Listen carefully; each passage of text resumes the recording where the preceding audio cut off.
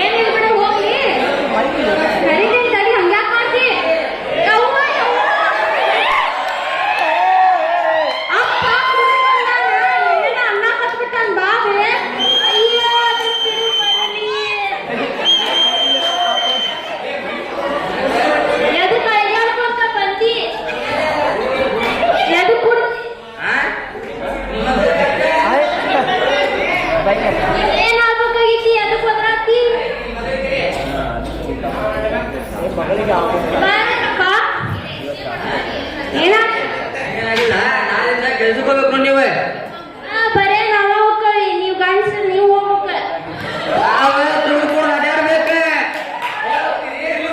ನಾ ಇನ್ನೂ ಓದ್ಬೇಕ ನನಗೆ ಬಹಳ ಆಸೆ ಅದಾವ ನ್ಯಾಯ ದುಡಕ್ ಹೋಗ್ಲಿ ನಾ ಡಾಕ್ಟರ್ ಮಾಡ್ಬೇಕ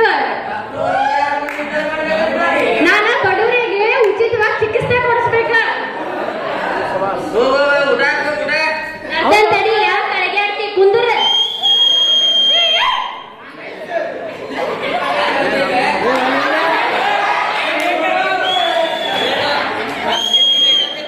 ಬಿಡಿ ತಿನ್ನ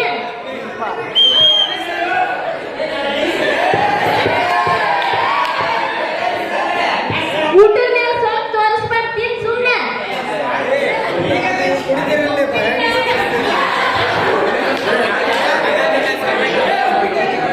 ಅಲ್ಲೇ ಗೌಡ್ರ ಮನ್ಯಾಗ ಕೆಲಸ ಬಂದೀನಿ ನಾಳಿಂದ ಹೋಗ್ಬೇಕ ದುಡಿದು ಬಂತ ನಿನ್ ಹೆಣಕ್ಕ ಬಡಿತೇವಂತ ಇಲ್ಲ ಮದುವೆ ಮಾಡ್ಕೊಂಡ್ ಬಂದಿರ್ತೇನೆ ಬಂದವೆ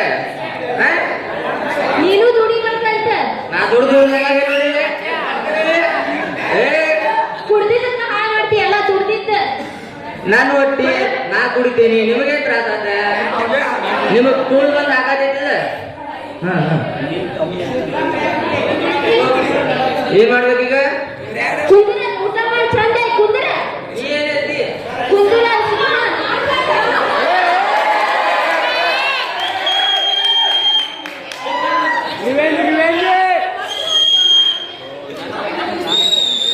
ಐದು ವರ್ಷಗಳ ನಂತರ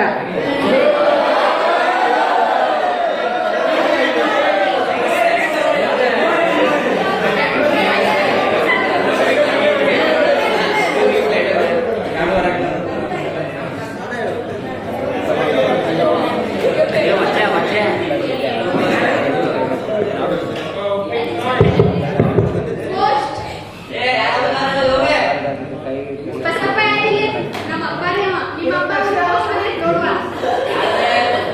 ಓಸಪ್ಪ ಸೈ ಮಾಡಿಲ್ಲ ನಮ್ ಸೈ ಮಾಡಿ ರೆಪೆಟ್ನಿ ಸರಿ ಸರಿ ಓದ್ತಿರೋ ರೆಪೆಟ್ನಿ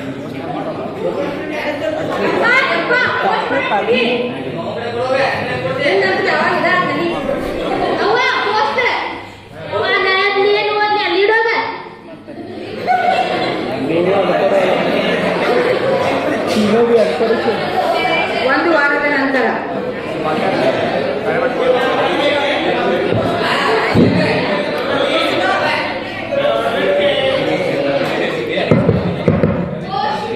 ರಾಮಪ್ಪ ನಿಂದ ನೋಡ ಇಲ್ಲೊಂದು ಸೈ ಮಾಡಿ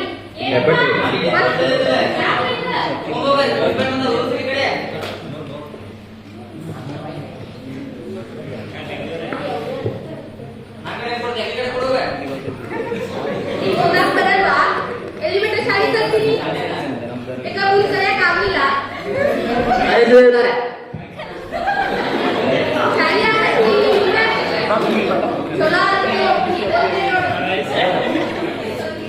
ಒಂದು ವಾರ ಊಟ ಬಂದೈತಿ ಈಗ ನಿಮ್ಮ ಅಣ್ಣಾಗ ಚಿಕ್ಕ ಹುಡುಗಾಗ ಆಕ್ಸಿಡೆಂಟ್ ಆಗೈತೆ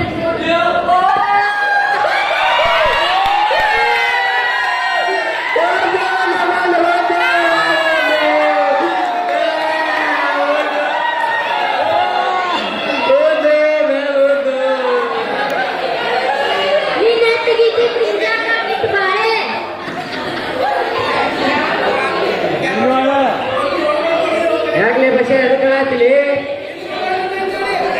ಬಸ್ಯ ಎದಕ್ಕಳಾತಿ ಏನು ಹೋಗಲ್ಲ ನಿಮ್ಮಣ್ಣ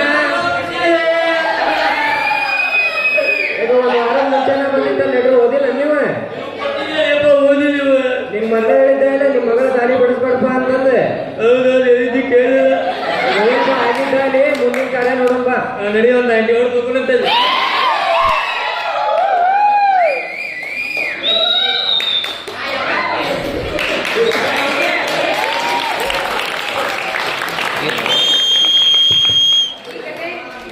ಈ ಕಥೆಯಿಂದ ನಮಗೆ ತಿಳಿದು ಬಂದಿದ್ದೇನೆಂದ್ರೆ ಎರಡು ಮಾತು. ಒಂದು, ಗಂಡಾಗ್ಲಿ ಹೆಣ್ಣಾಗ್ಲಿ ಶಿಕ್ಷಣ ಎಷ್ಟು ಮುಖ್ಯ ಎಂಬುದನ್ನ ತಿಳಿದಿರಿ. ಯಾರ್ಯಾರ ಜೀವನದಲ್ಲಿ ಅನುಭವ ಆಗದೆ ಏನೂ ಅರಿಯುವುದಿಲ್ಲ. ಅದು ಇಲ್ಲಿ ಕುಡುಕನಿಂದ ತಿಳಿದು ಬರುತ್ತದೆ. ಮನುಷ್ಯನಿಗೆ ಹಣ, ಅಂತಸ್ತು, ಆಸ್ತಿ ಎಲ್ಲವನ್ನು ಕಿತ್ತುಕೊಳ್ಳಬಹುದು. ಆದರೆ ನಾವು ಕಲಿತ ವಿದ್ಯೆಯನ್ನು ಯಾರೂ ಕಿತ್ತುಕೊಳ್ಳಕ್ಕಾಗಲ್ಲ. ವಿದ್ಯೆ ಇದ್ದಾಗ ಜಗತ್ತಿನ ಯಾವುದೇ ಮೂಲೆಯಲ್ಲಿ ಇದ್ದರೂ ಕೂಡ ಪಾರಾಗ್ತೀವಿ ಎಂದು ತಿಳಿಬೋದು.